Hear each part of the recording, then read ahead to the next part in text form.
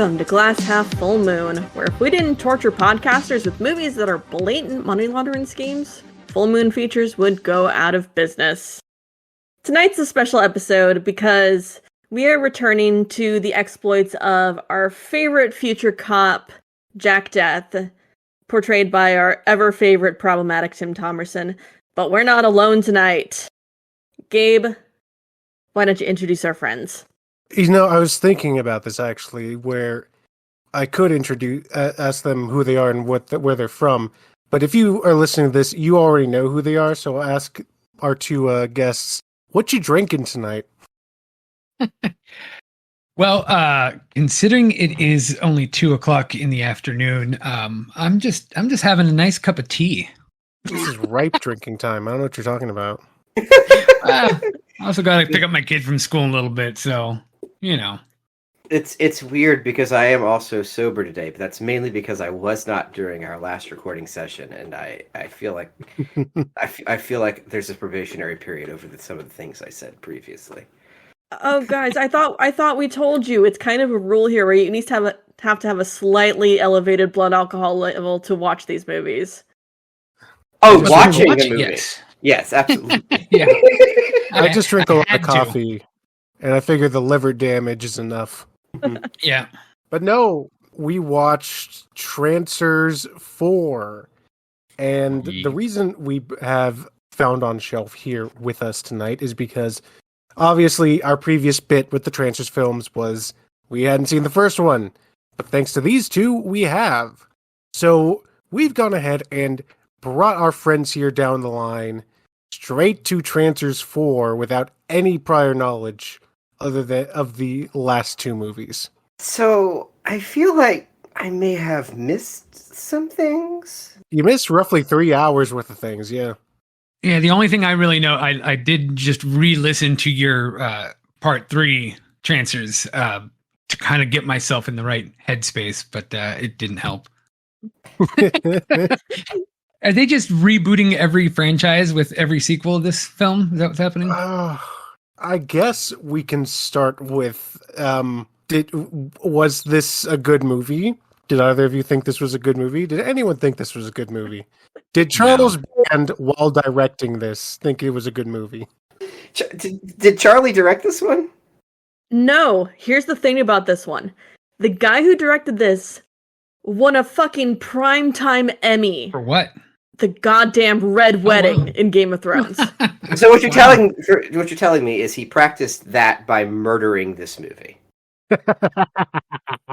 Okay, so Trancers 4 and 5 were filmed back to back and were directed by a gentleman named David Nutter. He's basically found his calling in directing for TV, considering he's helped create a lot of pilots for popular series like Supernatural. He's done quite a few episodes of Game of Thrones. He did the Red Wedding, but he's only done 5 feature-length pieces, and most of them were for Charles Band. Amazing. Oh. So speaking of this movie and the other, Death Lives, well, first of all, the worst subtitle ever. Movie. Is this Death Lives? I thought this was Jack of Swords. This is Jack of Swords, which is the worst subtitle ever. No, the next one is Sudden Death. And I bring it up because I saw on IMDb, these are the only 2 Trancers films that Tim Thomerson is embarrassed about. Tim Thomerson can be embarrassed? I think the only reason he was embarrassed by this is because he wasn't the best badass of all time throughout the entirety of this film. He's also like 50 years old during this film. He's 48. I was close. Yeah. That was the game I was going to play later, which is how old is Tim Thomerson? As we've discussed before, he is the oldest young man in existence. He's born old. It's not a Benjamin Button thing going on. He was just bored old and he continues to get older. He's got older as it went on. But no, yeah, this is not when we were on your podcast, we brought a very, or rather we watched together a very pleasant film, a very schlock, enjoyable, and you come onto our podcast and we grant you this trash. I feel like that's only appropriate considering what we do to people on a regular basis. You guys have the benefit of being able to pick your movies. Well, yeah, we do, but like we pick the other one, we pick them for each other in escalating games of like chicken. Oh, here's the thing: you need to escalate from something. This is like this is true. Pavement. This is ground level. Like you don't escalate from here. It's so God. It's just so fucking boring. I don't know. Like there are like there's interdimensional travel and time travel and vampires and like it shouldn't be this boring. I demand more entertainment from the inventor of the Monster Bra, Charles Band. I guess we should get into it. Yeah, this movie is about an hour and 15 minutes long. It took me 3 hours to watch. I definitely watched it in like 3 days. Watch a little. Yeah. I watched this film twice. To be fair, the second time was at 1.5 speed. Oh shit, okay. I can totally do that. I've done that too. I've watched this film twice. I can't remember a damn thing. I had to take notes. Yeah. Yes, I did take notes. I decided that I should have just stuck with my first plan, which was just to watch paint dry. I think that would have been a little bit more entertaining. Yeah, that 100% would have been more fun to watch. Yeah. Since this movie starts, as most Trancers films do, with 2 minutes and 47 seconds of black background with our ominous text and music credits. Just horrible. It's like they tried to draw it out as long as possible. We got to make this feature length, guys. Just slow the credits down a bit. Okay, but like it starts off with like a flash of the castle, the ancestral Charles Band castle from Castle Freak, and then a line drawing of Jack Death, and then the credits, and then we shift over to a cityscape that feels like it's the Miramax logo. Yeah. Well, here's the thing. We've not gotten to Castle Freak yet. Oh. The only thing that we know this castle from is fucking Subspecies. Yes, this is the Subspecies castle, in my mind. Wasn't it in Meridian? I don't remember. God damn, it might have been. All these movies blend together. I ejected Meridian from my brain. I don't blame you. But yeah, I think I need to come up with like a list of how many of his movies he's used this castle in. Basically all of them for a period of time, because he bought the castle to live in, and then he was just like, well, we can film everything here and house the crew here. Everything has to take place in the fucking castle. It was probably also in Mandroid too. It might have been. At this point, I'm just going to assume that every castle that we see in a full moon film is this particular castle. Mm-hmm. It's a different angle. Yeah. Yeah, you'd probably be right. But this is 100% Castle Vladislaus. Like, I recognized parts from it and it's just like, okay, that's where this is. That's where this is. God, I need a better hobby. We could map this fucking castle out, Casey. I swear, I bet we could. Do I need to make a video game level? I was just thinking it's gonna be. You could make a Doom map based off the Charles Band castle. So we have Jack Death's external monologue where so this movie is called Trancers, but all the Trancers are dead. He's killed them all. Yeah. Fucking let God sort them out. But he's still on Jack the job. Death is now time police. He's now time police. He's time cop. Mm-hmm. And god damn, does he look like shit? Yes, He really does. He's seen better days. He looks like absolute shit. Jack Death or Tim Thomerson? Yes. Oh my god, Trancers 7, Death Warmed Over. Well, we all know Jay Wolfall killed the franchise, so. Mm. Oh god. Some might say dead is better. Don't you bring Fred Gwynn into this. You don't deserve it. Don't you go down that graveyard, Charles Band. Perhaps hold ya. Well, we do at least have a bit of foretelling from this little monologue, as Jack has apparently stopped an invasion of plant people in the year 2093, so we have that to look forward to at least. Yeah. No, we don't. Yeah. Oh, and Shark is dead. You guys remember Shark, right? Yeah, everyone's favorite robot, Shark? Is he a Cyberman? He looks like a Cyberman. I remember you described him as, oh God, how did you describe him? As like an enemy, as one of the bad guys from Captain Planet with a Yondu I called him mohawk. Mecha Bowser. Yeah, Mecha Bowser was the other one. Yeah. I take it wasn't very good. Well, so I like Shark. Shark was a fucking dude, makeup.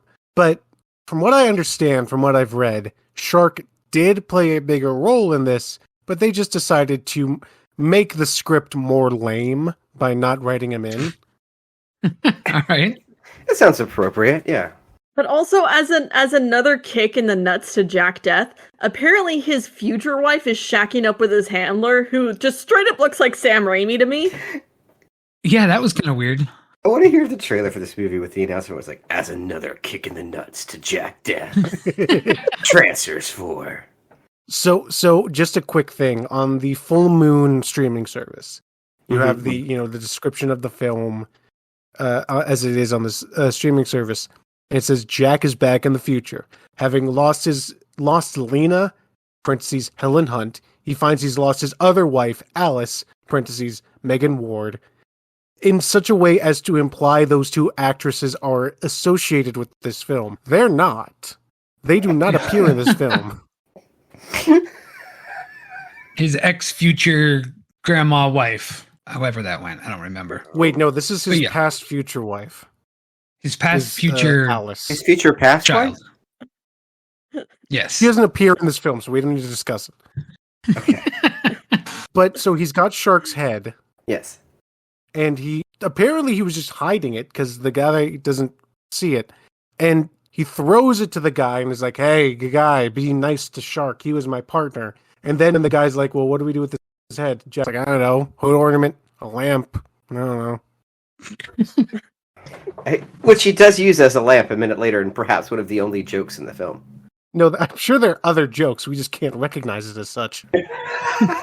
There is one other joke that I was able to recognize, but that doesn't happen until way later. I've got a note here halfway down the list that would probably be about an hour in that just says that was almost funny.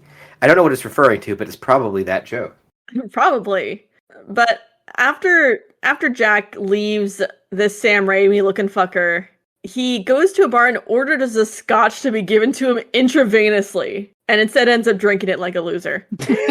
I think that was written in the script, and no one just thought, like, "Oh, that's right, we should probably make a bit for this." Hook him up to an IV with a Jack Daniels bottle. It would be a better movie. It would be, but then they lampshade Jack Death again, like the name. As you said previously, it doesn't make it better. Right. It never does. Now, the whole point of this scene seems to be Jack attempting to look like a badass. Yeah, and then failing? Yeah. Which is actually most of the movie.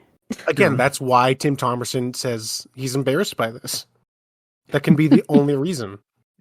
That's why he didn't do part 6, I guess. Did he not? No, they he brought didn't. there's a woman in there as Jack Death, or Joe Death, I think is her name. Yeah. Did he regenerate? Yeah, they're trying to do a Doctor Who here. And so we also get him talking to this lady, and this lady is like, fuck you, I'm not going to be in your bed. You're going to sleep alone tonight. And he's like, nah, I'm never going to sleep alone. And then we get one of the most shocking images of the film, which is Jack Death sitting shirtless in the Space Odyssey bedroom where the guy watches himself die, holding a gun and has the severed head of his friend next to him as a lamp. I felt like they were trying to go for another one of those bare-chested male bondage tags you got on Oblivion. No, I genuinely paused the movie and had to stop because I didn't expect to see that. It was so shocking. I sped the movie up at that point. I'm sure there's a reason you paused it there. We all paused it there. Don't worry. Gabe, is there something you need to tell us? No, I can do better than Tim Thomerson. That is true. That is true. And so Tim Thomerson goes to his next meeting, which is with the lady from the bar, and we get a load up scene, a lot like the first Trancers. And so you, Patrick, Dustin, you two are of the older sort. You're a bit more mature than us, and you've experienced more time. So, was Chekhov's gun a thing by the time of this movie? Because they don't seem to understand that concept. Because I've never seen a film in my entire life set up more things that do not get payoff than this film. Yeah, there was just a lot of that. I think it's like I don't know if they just wanted to over-explain things or if they were like, hey, this will be cool if we talk about it, but we don't have the budget to actually show it, but we're going to talk about it, so it seems cool. I think that seems more on brand for Band. But according to your point, Chekhov died in 1904, so the theory was out there by the time this had come around. So this is Death's gun, which is when you set up a gun and its mechanics and don't use any of it. Yeah, because they do at the very, very, very end. Yeah, like every item on the table that is being shown to him by his new version of Q does get utilized at some point in the movie, just not well. Okay. So just not well. The way that they describe this gun is you can like pull a tray back on the butt of the gun and just put shit in it and it'll just break it down into some kind of ammo resource, right? Yeah. That never comes into play. It's the RBG, the really big gun. I know. My brain was like, well, damn, BFG was right there. Really big gun. Okay. I have a point about this scene. All of these weapons are lame, but what I want to stress is it's 1994 when this comes out, and it's in the future when this takes place. Mid-80s shoulder pads still a thing in the future. I mean, fashion is cyclical. Fashion is cyclical. But they kept that's the one thing from Trancers they've kept canon is like the future is full of really severe shoulder pads. So you just put people's eyes out on. They can't do any kind of cityscapes anymore. They can't do any more flying cars. That's outside the budget. So they need to keep something. So they have clothes that jet out at angles that remind you of relay. Yes, that's exactly it. It's like Gundam plating. See, this movie could have benefited for something like Gundanium, something just dog shit stupid, but that you could like keep hammering on. I don't know, like the idea that you just said of the gun that was supposed to have infinite ammo. And they took my idea for the long second, where it's now on a recharge. Yeah, makes sense. Yeah, but it's not a proper Trancers movie without Jack being sexist. I was just thinking, I guys, I'm concerned. I don't know that Jack Death is a feminist. He is not a feminist icon. You are correct. He's feminist when it serves him, and that's usually when he's in bed with it. Duke Nukem is more of a feminist than Jack Death. I think Harry Dubois is more feminist. Oh, speaking of Gundams, he gets in a giant robot head at this point. Oh yeah, they can move. Okay, was this a thing they changed in 3? At what point did they change the way they can move through time to be ethical now? In 3 that they just said, "Fuck it, we're doing time machines now." It does destroy a major weird point in the saga, which is the idea of like erasing people in order to time travel. But physically moving back and forth in time through a Gundam head, that is a choice. No, wait, they do it in 2, right? Because I feel like I remember there being like a physical thing that was sent through in 2. In 2, it was that his wife's consciousness got sent to his current time. His future wife's consciousness got sent to his current time, and they sent the Gundam head to bring his past body to the future because his future body was calcifying. I'm sorry that I asked. So is Jack Death still in his ancestor's body then? Yes. Oh wow, that is fucked. Yeah. That's weird. No wonder he looks like shit. No wonder they've decided to try and make us forget. But here's the weird part. His next mission is weirdly specific to the year of 2160 in Topeka, Kansas. And the original destination was probably set to Kansas simply to make a Wizard of Oz joke. No, yeah, that's exactly. Oh. You can actually hear my spirit leave my body on that realization. It sounds. You made the sound of a hangover. Like it's like, can you be more disappointed with this movie? Yes, you can. But no, so he's going back to Kansas, but a fucking alien shows up, and I got really excited because of the fucking rubber alien costume. But then it died, and I get sad again. It was the highlight of the film. Was this alien from anything else? Was it in a different movie? It just randomly showed up. It just showed up for this and then died. Because that was a part that really threw me off. They called it a solenoid, and I'm guessing this is the plant person that invades Earth in 2093, but somehow managed to get into the pod. Didn't they imply that it like regenerated because it didn't kill it all? Yes. Yeah. Oh, Casey, you want to know what would have been awesome? What? If instead of some random ass plant person, it was the same alien species from Bad Channels. Oh, that would have made me so happy. God damn it, Charles Band. Every time this movie could have been cool, it wasn't. That sounds right. Yeah. Yeah, no, he likes to just kind of skirt by on some things. And actually, did you ever read John Carpenter's quote about Charles Band? I did not. He said, and I had to write this down because it made me think of it. He is one of those guys that never experiences failure because he just moves on to the next thing. So when the atomic bombs go off, all that will be left is cockroaches and Charles Band. Yeah, that sounds about right.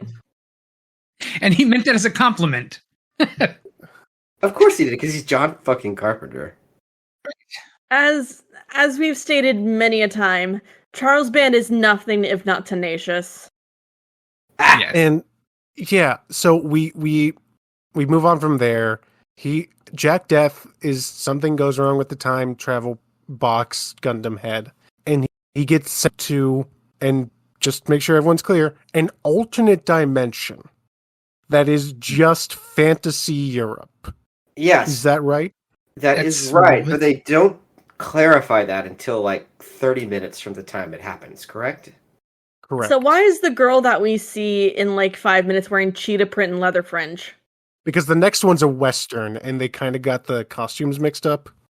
I was going to say taste transcends time, but okay. Alternate dimension fashion. I don't know, man. Yeah, so if part 3 was a ripoff of Terminator 2, this one is easily a ripoff of Army of Darkness, right? Beat for beat. Jesus Christ. Oh my God, you're right. Mm-hmm. I didn't put enough thought into this film to realize that. I mean, to the point where the picture of his gun, it looks like it's a stick that's exploding in the prophetic drawing. Oh no. Oh, why would you ruin Army of Darkness for me like that? You killed Casey. I hope you're happy with yourself. Just go back and watch Army of Darkness. It's I thought you were going to say go back in time before you heard that. no. Just imagine Tim Thomerson saying Bruce Campbell's lines. He'll be fine. Oh God. No. I'd rather pretend Bruce Campbell is saying Tim Thomerson's lines. Tim Thomerson looks like he's trying to be Bruce Campbell in a couple of those line reads. Just imagine Bruce Campbell calling everyone a bunch of squids. That's the thing. Like, this guy, clearly, this version of Jack Death is a squid. Because he's got dry hair through the whole fucking movie. And dry hair's for squids. We'll get to the best part that made me laugh. That was not intentionally funny. But for now, we have vampires. Yeah, Trancers are vampires now. Trancers are vampires now. Fuck you. Got it. Whatever. This was a different script. Now we put Tim Thomerson in. Fuck you. They're not even like cool vampires. They don't suck blood. They just suck life force. They're actually pretty heteronormative too. This is the least vampire I've ever seen. Yeah. Yeah, they were boring. They were. I mean, how do you? It's hard to make vampires boring, but he did it. No, they are vampires in as much as they drain life force and don't have a reflection. That's it. Toby Hooper did it better. Yes. Hashtag. It's like you played Vampire the Masquerade with just like the most boring motherfuckers to ever live. As if to say Vampire the Masquerade wasn't already boring as shit. I have a cowboy one I'm working on. Oh, good for you. No, I just have time on my hands. So, and then were Trancers really that normal? Like No. communicating, talking, No. No. like No. So this comes out of left field. Yeah, this is just bullshit. So how does he even know that they are Trancers? He's just like, that's a Trancer. Gotta be. He's God. something. He's just Wait, do Trancers even suck life force? No! He didn't do that. They don't even burst into flame. They don't turn yellow. There is nothing Trancer about these Trancers. He's just xenophobic and accidentally becomes correct.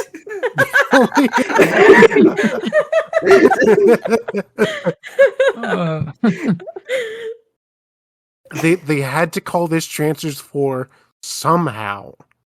So fuck it. Words have lost all meaning. Gabe, Trolls 2. Are you saying Trolls 2 was good? Yes. Whatever. I'm simply saying that they stuck the name onto something that had nothing to do with the previous iteration. Yes. If only for name recognition. Child's Play, Trolls 2. You gotta give Troll 2 this. It has that popcorn scene. What does Trancers 4 have? Jack shit. Jack Death. Hey. No, jack shit. So we get back to the movie, as much as I hate to do it. The Jack Death encounters a vampire. I'm not calling them Trancers, fuck off. And he shoots his gun, but the gun doesn't work for some reason. Yeah. What reason, you might ask? Alternate universe.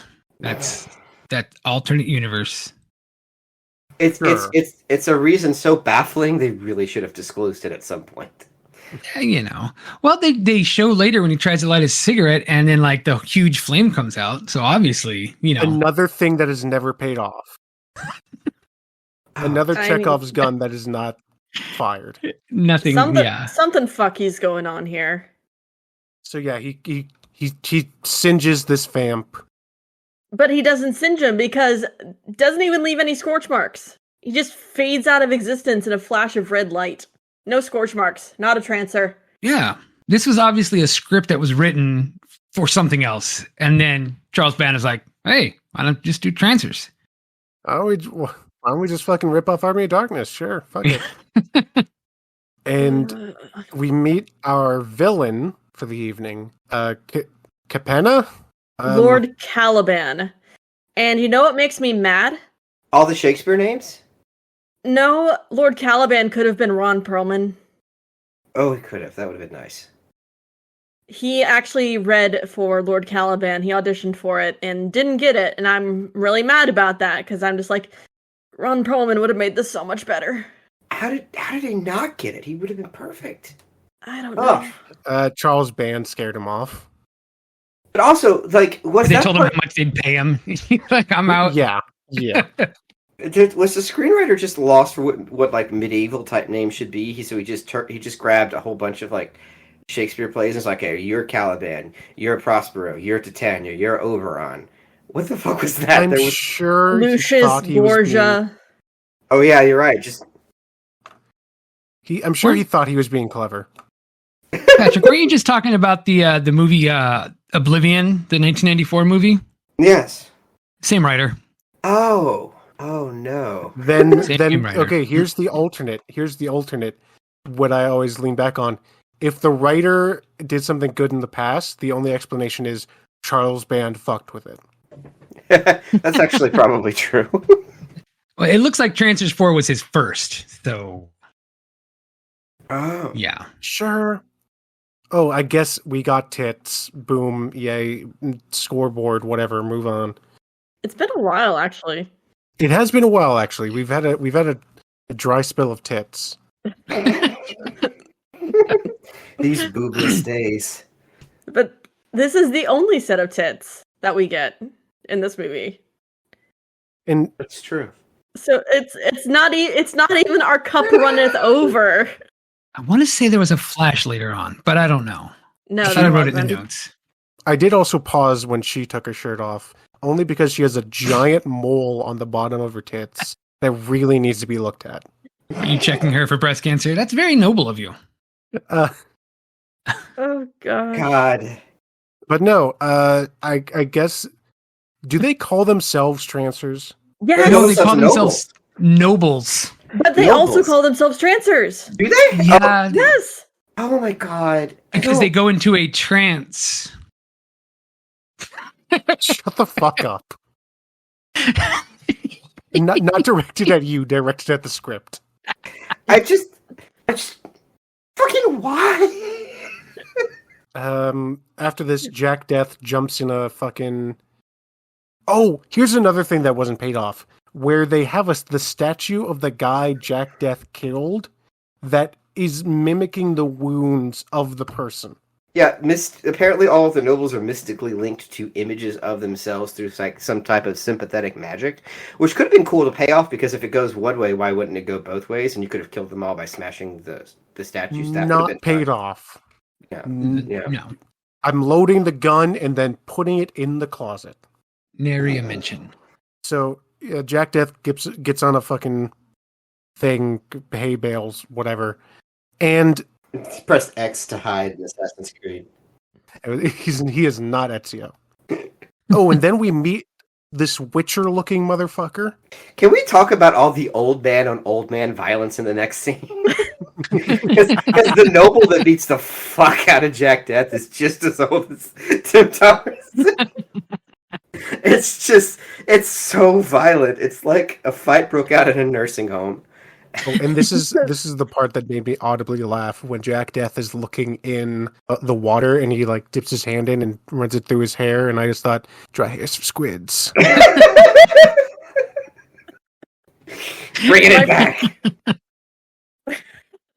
My point in my notes for this point in the film start with, and Jack begins his reign of terror by punching an old dude in the dick. Yeah, that was. He does nothing but cause problems. He really is an issue. Yeah. It's Jack Death is like Nick Nolte traveling through time. Oh god, that would be a good movie. These fucking Trancers, get the fuck out of my way.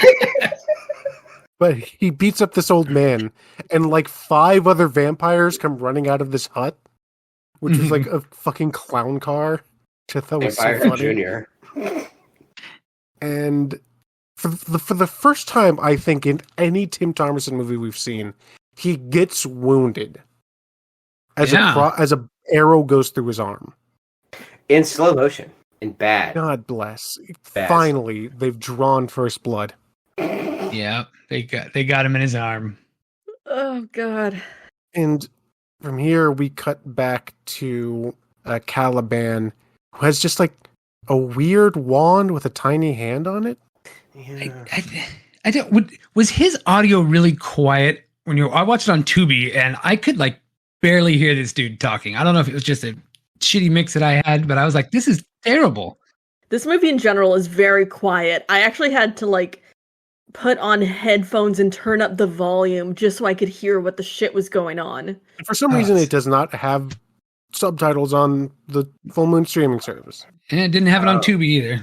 No, but I cranked the volume just as loud as it could go on the soundbar and just rattled the walls with Jack Death. Nice.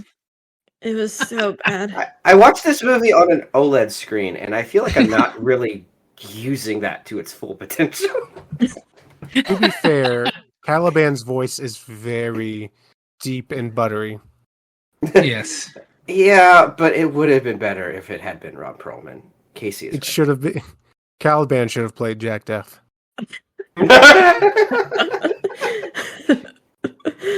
I was just about to say Ron Perlman, or here we have knockoff Jeremy Irons. Who also really hates shirts. Dude just fucking hates shirts. Oh, absolutely. All of these vampires hate shirts. Just tits out the whole time. I don't know where this is in the movie, but I just have in my notes I don't understand it all. It's the whole thing. That's how you sell the movie. It's just a tagline for Trancers 4. Trancers 4. I don't understand at all. Trancers 4. It's a really poor allegory for classism. Yeah, you're right. And next thing is, so Trancers are different? Question mark? Yeah, because the guy tries to heal him and is like, "Oh yeah, I think they came from another world or something." And yeah, I don't know where they're planning. That's right. That could have been cool. Sebastian. I called him Exposition Sebastian. He looks like a Morrowind character because his face never changes. I looked up all of these actors on IMDb because they all looked so familiar, and I just realized they just hired people with like super generic faces. Yep. Did you find any Murder, She Wrote connections? I did not. I did find an insanely homophobic film title. But that's about it. Do share. It says the movie's called Chicks Dig Gay Guys, and the idea of this film is that these two guys who just can't get any going to pretend they're gay, and that way they will be able to have sex with women, which seems like a plot fraught with holes. But I want you to guess what year this movie would have come out. 2010. 2014. Pretty close. Oh God. I am a soothsayer. There is one review for it from the year of our Lord 2016 about a guy talking about how this is what we need and that PC culture just can't laugh anymore. So that's the most interesting thing I found in everyone's IMDb page. Well, this guy, Sebastian, was in that movie Dead Man on Campus. I don't know if anyone else saw that movie, but it had that dude from Saved by the Bell in it. It's a really morbid movie, but it's really funny at the same time. So I highly recommend it. I'll add that one to my list. You have like an encyclopedic knowledge of offbeat college comedies. Yeah, I can't remember like what I did last week, but I can tell you some movie that I watched 10 years ago. Oh, so my next part in my notes is Fantasy Rave, which is because of the feast scene when played at 1.5 speed slaps. Oh, it's got to slap at 1.5 speed because my note for that scene says this is the most boring debauchery ever. Dionysus would be disappointed in all of them. Yeah, it's so this is like the coronation of Caliban's son. Mm-hmm. Like you got to eat a lady and then you'll be a full transpire. And that entire sentence is great. I called it a vampire bar mitzvah. Yes, the devil's basically, wrist. Yeah. This is my son's bat mitzvah. Tonight she becomes a man. And so Caliban's like, "Yo, eat a lady," and everyone's like, "Eat a lady." Eat a lady. Eat a lady. Again, I have never seen this level of like heteronormativity from vampires. And they're like, and he's like, "No, I don't want to eat a lady," and he like frees one of the ladies. Yeah, I think. Yeah, and then he just goes to his room like, "God, Dad, go to my room. You'll never understand me. Stop it's just a phase." He keeps talking about how he's really into that eating men, but it's just a phase we all need to go through. Once he tries a woman, he'll be free of these silly fantasies. He just hasn't met the right one yet. I demand grandpires. You're gonna kill me.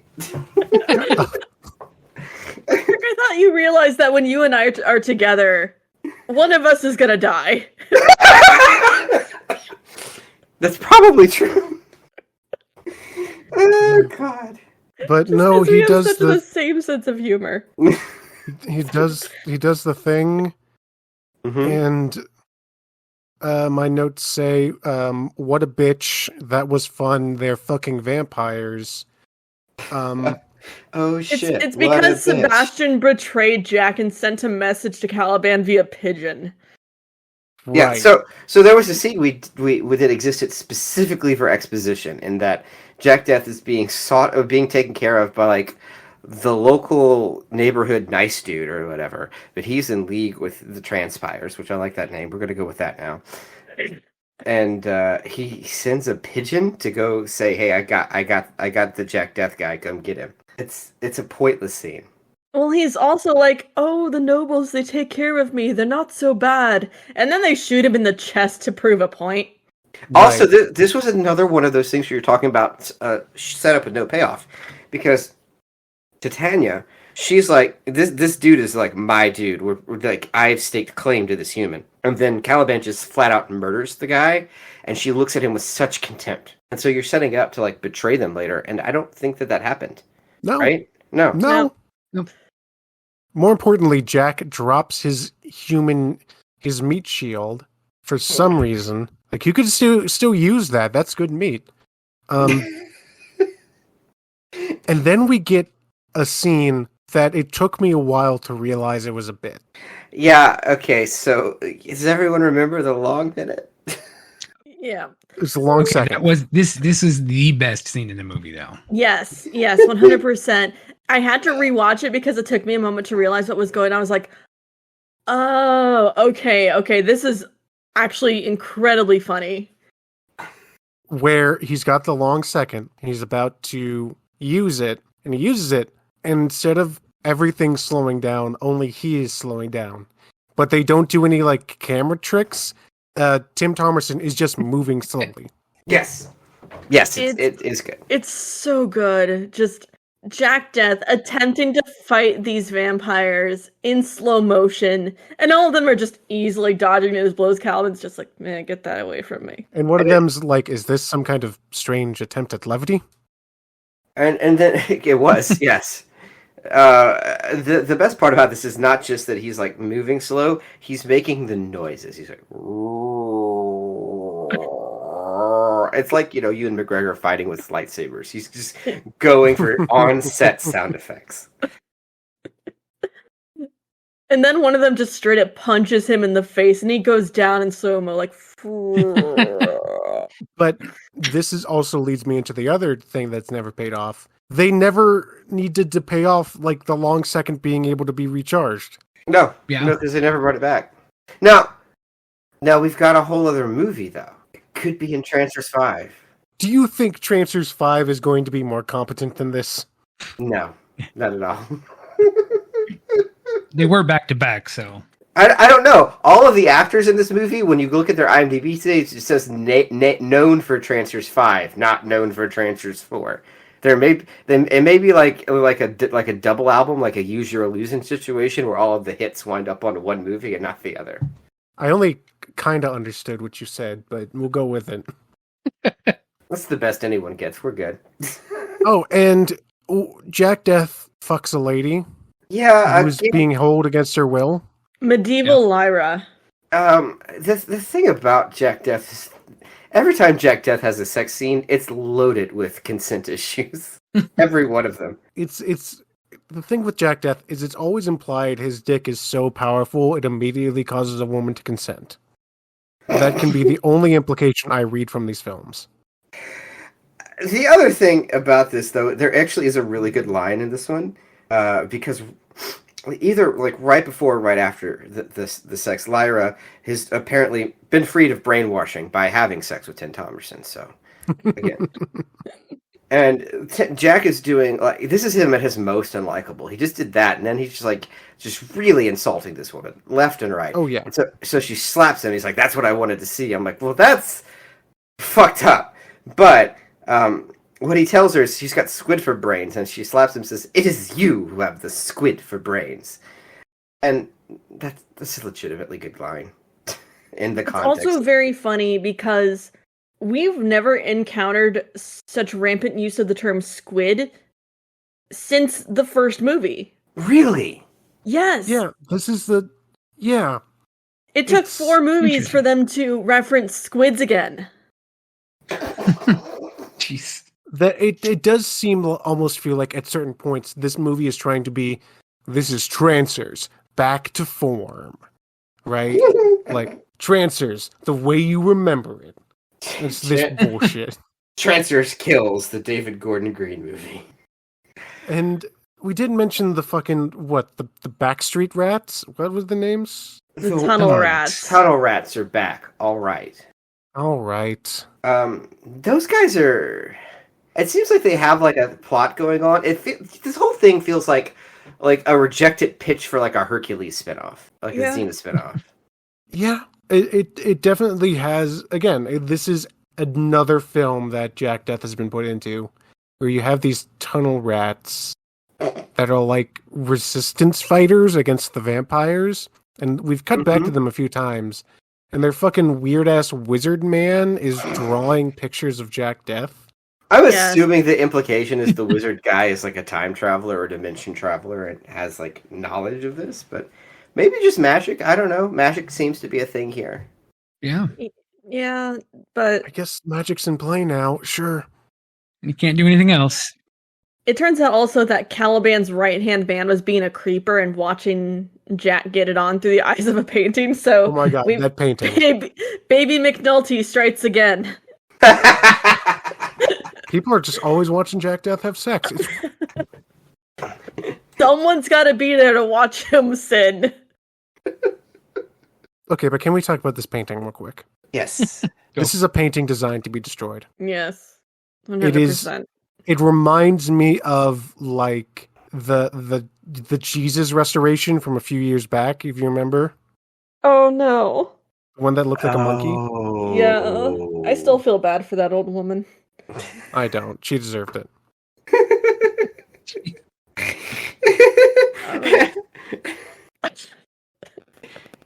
Gabe. It's just gonna be. It's like I don't. She deserved it from the book of Matthew.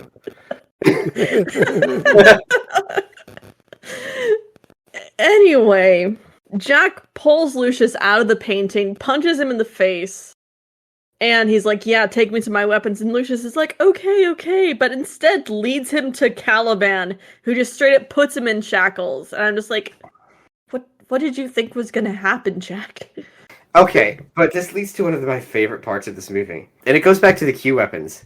I love the continual use of a butterfly knife as if it is a high-tech weapon that no one can comprehend. It's right. Straight up butterfly knife. Caliban picks it up and is like, what is this, some kind of charm? It's a handleless weapon. It looks like there should be a weapon here, but it's just a handle. How peculiar. If I shake it, it jingles. Perhaps there was coins within. It's not it's a lever. It's a lever. It's got a hinge. It'd be really cool if he's like, oh wait, this is how it works, and just starts doing like the flippy tricks with it. Like the spy from Team Fortress 2. Yeah. He's like, this is quite amusing. But no, Jack Death gets the thing. We forgot to mention the knife can cut through anything, I guess. Yeah, why not? Why the fuck? Trancers 4. Why the fuck not? You're here anyway. Why the fuck not? And Trancers 4, we just didn't give a jack. I'm trying to lean away from the mic as I cackle. Jack also the tunnel rats are there. I have in my notes, yeah, old man fight, yeah. See, again, old man on old man violence. This whole movie, it's perpetuating harmful geriatric methods of violence. And then I have Jack has escaped, I guess.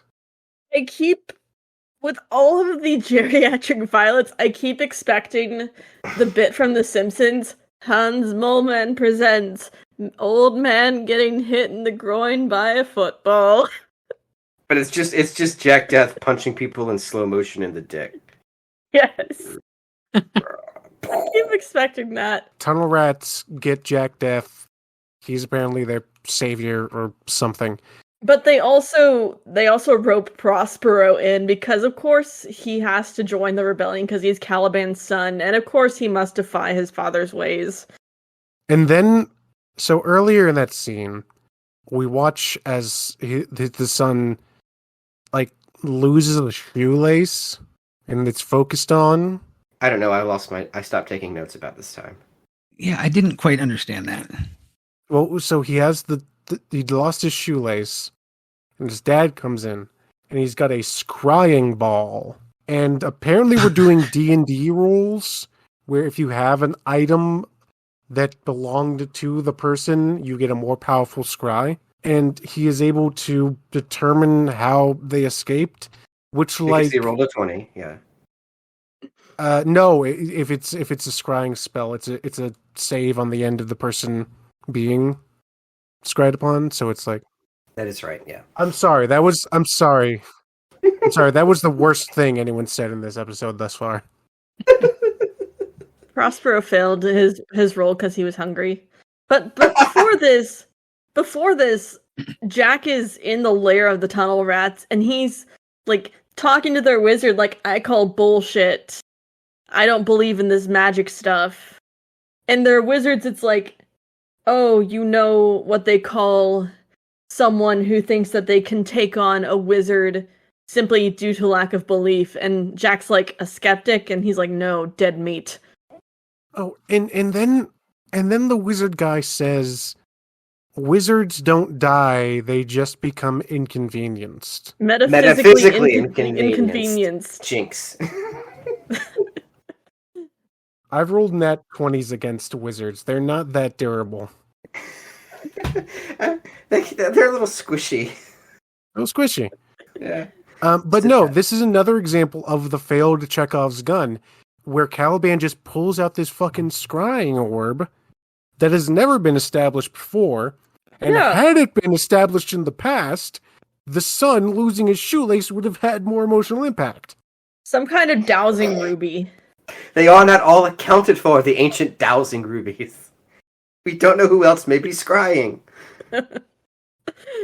Oh, and then we get the scene when the vampires are attacking the tunnel rats, and I write down Ewok-ass bitches, because they have like a bunch of the Ewok traps. Mm-hmm, mm-hmm.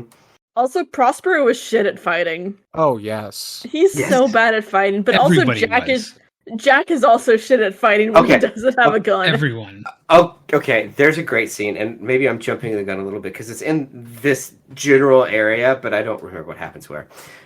However, there's a scene in which I think it was Prospero was fighting his dad or something, and he loses. But in the background, you see Jack just crawling around on the ground. It's almost out of frame. And he flops up with the sword at the last minute. Yeah. It's so good. It's so unintentional. On guard, motherfucker. Line of the show. It's basically Prospero's fighting his dad, who I kept wanting to call Calabar, and then I ended up going and watching Halloween Town after I finished the movie. I did the exact same thing. I'm just like, I need some Debbie Reynolds to get the stink out of my brain. But exactly. No, with the unguard motherfucker, I want you to imagine Bruce Campbell saying that line and how much better it would have been. Oh, yes. I mean, we've already established that Trancers would be better with Bruce Campbell playing Jack Death. But that's you can say that about anything. Like anything is better with Bruce Campbell. Bruce Campbell is Mrs. Doubtfire. Citizen Kane. Yeah, exactly.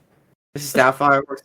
I guess we need to also mention that Caliban's son was like, fucking, I need to eat meat, and lady's like, oh, you can eat meat, and it's like, oh, okay, cool. Yeah, that was the thing that happened. Yeah, that did happen. And so, okay, I need help parsing the final scene. Okay. I don't know what happened. I went to Wikipedia, and what they described happened is not what happened. So what's everyone else's opinion on what happened? So first of all, the sun baby from Teletubbies appears in the sky.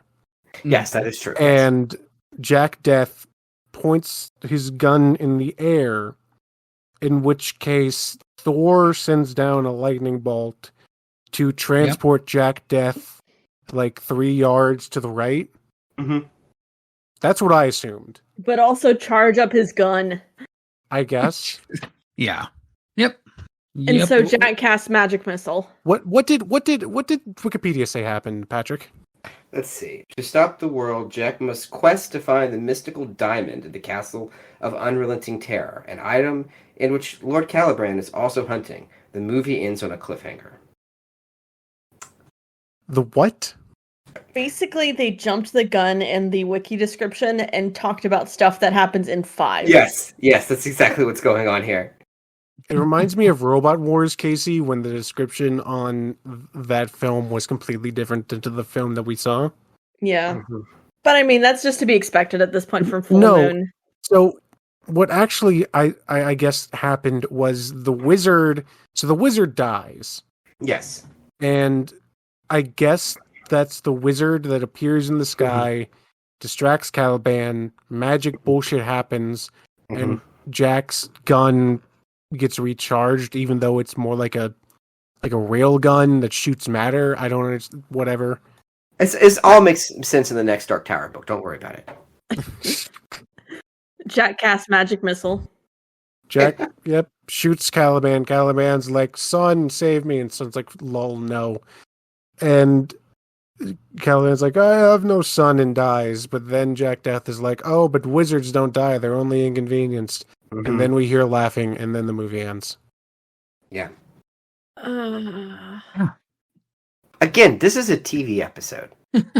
This is like 4 TV episodes stitched together for the first season of a show that we haven't seen. Right. So, on paper, this film makes sense.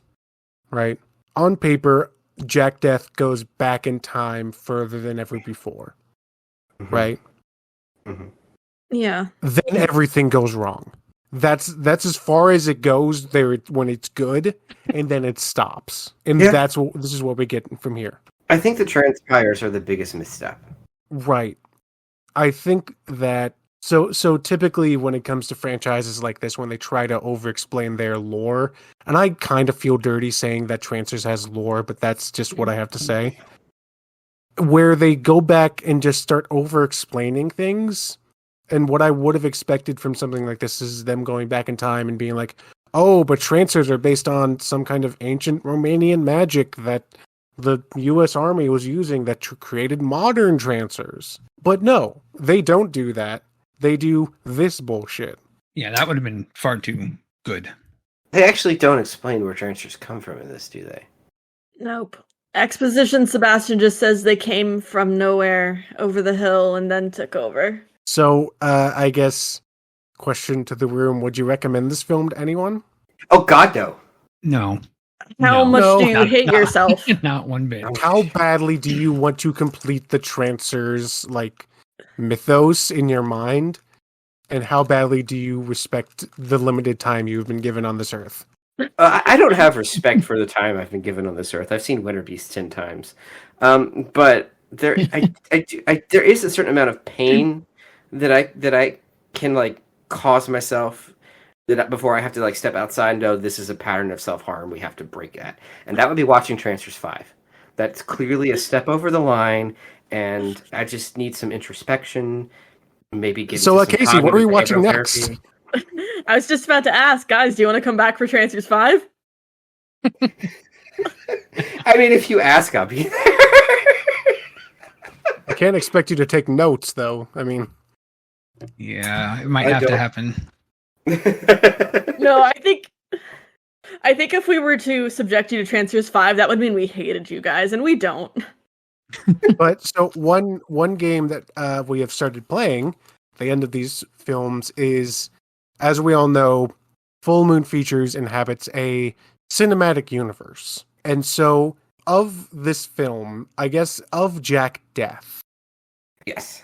And since we have you guys here with us, of the films that you guys have covered, who would you like to see Jack Death either team up with or fight? Ooh. I would like to see a crossover between Trancers and Scanner Cop.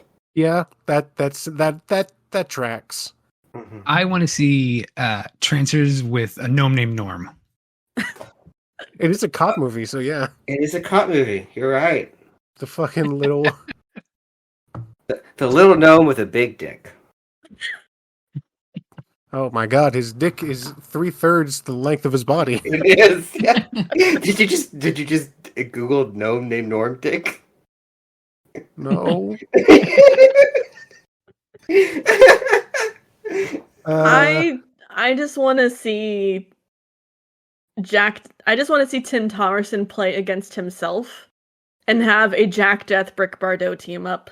Wait, what if Jack Death teams up with Casey from the Jim Cotta movie that we just watched with Tim Thomerson in it? Oh God. He could go back down the line and inhabit the reporter's body that is clearly also Tim Thomerson for the next sequel with Lance Hendrickson's super spy children. Oh my god. No, but I was gonna say I want to see Jack Death in Low, only because I want to see Tim Thomerson do a Black Box Theater play. Tim Thomerson sings show tunes. Hello, my honey. Hello, my darling. Hello, my ragtime. He could pull it off. No. Jack Death winds up singing Gypsy. We have entirely obliterated our senses with Yes. this film. So, Casey, what are we watching next week? Or next time? Whatever. Time is irrelevant. Next time, we finish the Tim Thomerson Trancers era with Trancers 5 Sudden Death, as Trancers 6 would not come out until 2002. Jesus Christ. We finally finished the end of an era. Yeah. Should we be proud? I mean, I just feel relief. Anyway, yeah. When does it get better? When does We've been asking ourselves that question this entire podcast series. when does Head of the Family come out? When do we get to Castle Freak? Oh, like After in 2 or 3 5. movies, yeah. Yeah. Oh shit. So yeah, we'll be back with that, and everyone, I don't know, fucking don't watch Trancers 4. I guess that can be the farewell message. Do you have any farewell messages to give? I'm sorry. That's all I could say. I'm sorry. That's it. All right. Trancers 5 exists. Go find it. Yeah. Go watch Army of Darkness. Oh, plug yourselves, fucking Dustin and Patrick. All right, we're Dustin and Patrick. We are the Found on Shelf podcast. You can find us on your podcatcher of choice under Found on Shelf and on any social media sites as Found on Shelf Pod. We release an episode every other week of the worst schlock you've ever seen. Some as bad as this movie, some worse than this movie, some amazing films that you've never heard of. They're buried up in there, but there are very few of them. And we're out there digging through the trash to find those gems, and also so you can hear our pain when we find movies like Trancers 4. All right. Well, Once again, I'm just gonna say I'm sorry. I hope everyone has a horrible evening, and I don't know, drink some liquor. Good night, everyone. There we go. Good night, everyone. Bye.